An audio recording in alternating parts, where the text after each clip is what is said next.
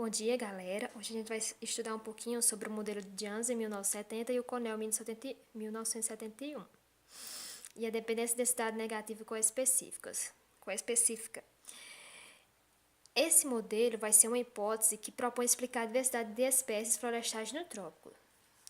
Como a gente sabe, a diversidade de espécies ela vai ser maior na linha do Equador ou nas latitudes próximas à linha do Equador. Por exemplo, podemos ver aqui as cores em tons avermelhados são as atribuídas que existe maior quantidade de espécie, ou seja, próximo à linha do Equador ou nas baixas latitudes.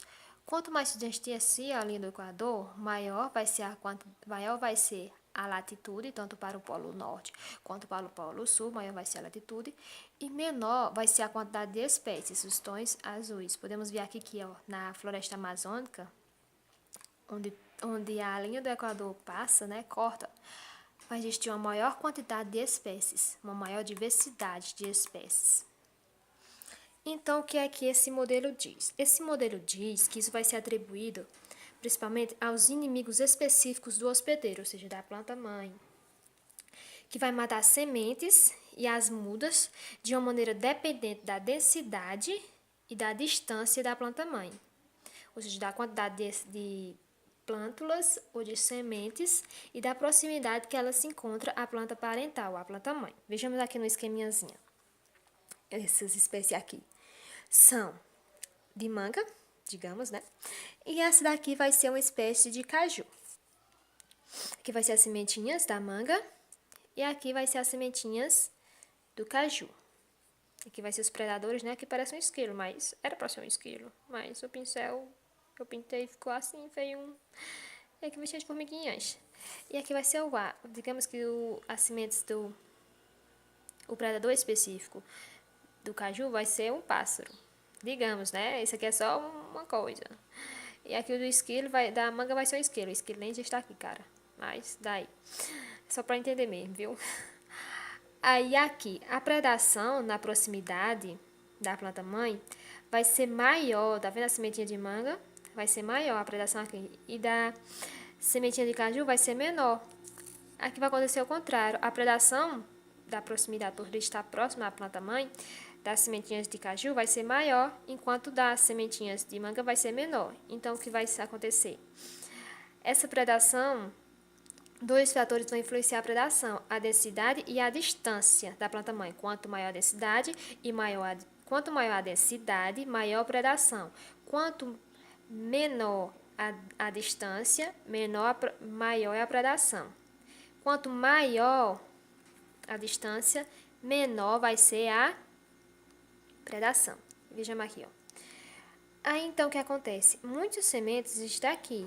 Os predadores os predadores específicos que ficam na planta mãe, eles vão se alimentar dessas sementes, se alimentar dessas sementes e das plântulas e vão evitar que essas plantas consigam se estabelecer aqui. Então, elas vão se estabelecer a uma distância maior, de acordo com a dispersão que elas conseguirem alcançar, né? Com a distância, através da dispersão que elas conseguirem se fixar. Por exemplo, aqui, a manga conseguiu se estabilizar aqui, enquanto, veja, ao longo da distância, o caju conseguiu se estabelecer aqui. Isso vai fazer com que haja uma mistura de espécies. O que vai acontecer? A redução do estabelecimento de plântulas perto da árvore conespecífica, ou seja, das plântulas da manga se estabelecer próximo da árvore mãe, plantas coespecíficas, e a maior dispersão, vai haver uma maior dispersão, e menor vai ser a aglomeração intraespecífica dessas espécies. Menor vai ser a aglomeração dessa espécie conespecífica. E a dispersão dessas sementes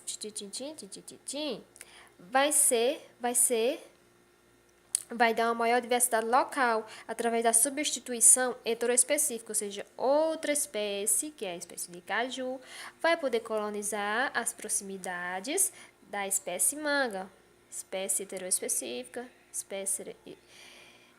espécie conespecífica, mesma espécie. Entendemos que conespecífica é das mesmas espécies e heteroespecífica é espécies diferentes. Então, essa mistura de espécies heteroespecíficas vai dar uma mistura espacial de espécies, uma mistura maior às espécies. Com a dificuldade das plantas ficar próxima à planta mãe, que é a planta específica, ela vai para uma distância maior, colonizando espaços onde existem outras espécies outroespecíficas. É importante notar que existe também a dependência de densidade negativa heteroespecífica, mas ela vai ser um pouco menor, digamos assim, e a gente vai estudar hoje só apenas a coespecífica, entendeu? Depois a gente explica um pouquinho mais sobre essa outra. Então, aqui está um esqueminha que foi utilizado pelo Jans e O'Connell, um esqueminha mais organizadinho, digamos assim. É para ser, né? Mas não está. As sementes. Esse eixo aqui vai ser a quantidade de sementes ou de mudas. E esse eixo aqui vai ser a distância da árvore mãe. 1 metro, 5 metros, 10 metros, 20 metros, até 40 metros e por aí vai. Então, próximo à planta mãe, vai existir uma maior quantidade de sementes abundantes, e maior vai ser a predação pesada, porque a maioria das vezes os predadores, ou parasitas de sementes ou plantas, elas vão se encontrar principalmente na planta mãe. Então vai ser mais fácil para eles predar, né? E a maior quantidade de alimento ali, é claro que eles vão se alimentar ali, né? Óbvio. Esse aqui, esse azulzinho vai ser a probabilidade de sobrevivência de sementes ou muda. Veja só, quanto maior a distância, eles conseguem maior sobrevivência. E esse vermelhinho vai ser a sombra de sementes. O que vai ser a sombra de sementes? A sombra de sementes, ela vai ser a distribuição de sementes de acordo com a distância. Geralmente, a densidade de sementes vai ser, como a gente já falou, maior perto dos indivíduos parentais, como a gente já falou, né? Ó, veja só, maior perto dos indivíduos parentais. Ó, tá vendo que ó, o gráfico, a quantidade de semente aqui vai ser maior, né? E ela pode ser determinada através de medidas de densidade de sementes em relação à distância crescente do indivíduo. Ou seja, quanto maior a distância, menor vai ser a sombra de sementes. Então, aqui, ó, poucas sementes, a predação vai ser mínima. Vendo aqui? Maior distância, predação mínima. É o quanto ela consegue se dispersar. Então, ela vai conseguir se dispersar mais ou menos até aqui, digamos, né? Então, aqui vai existir o quê? Poucas sementes e a predação vai ser mínima e aí ela vai conseguir se estabelecer também. Mas aqui vai ser a curva de recrutamento. A curva de recrutamento é o local onde elas conseguem mais se estabelecer.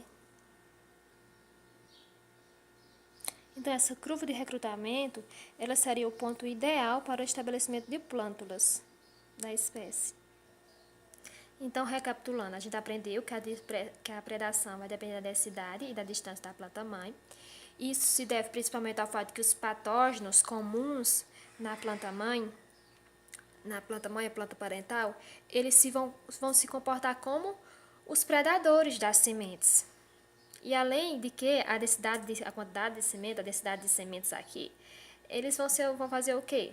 Próximo ao coespecífico, vão ser maior e o que vai aumentar a chance dos predadorzinhos, insetos, outros herbívoros, se alimentar dessas sementes e dificultar assim o estabelecimento dessas plântulas. É importante notar que a predação ela vai o quê? Ela vai determinar a mistura espacial de espécies, né? E a dispersão também, a predação e a dispersão, no caso, né? O que esse modelo se aplica, né?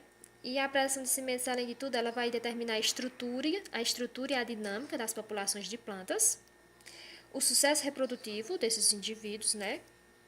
E, portanto, vai determinar como vai ser a dinâmica das populações de plantas, dessa população de caju. E a composição das espécies nas comunidades florestais, de que tipos de espécies vai compor essa floresta, né? E, além de tudo, essa predação de sementes por esses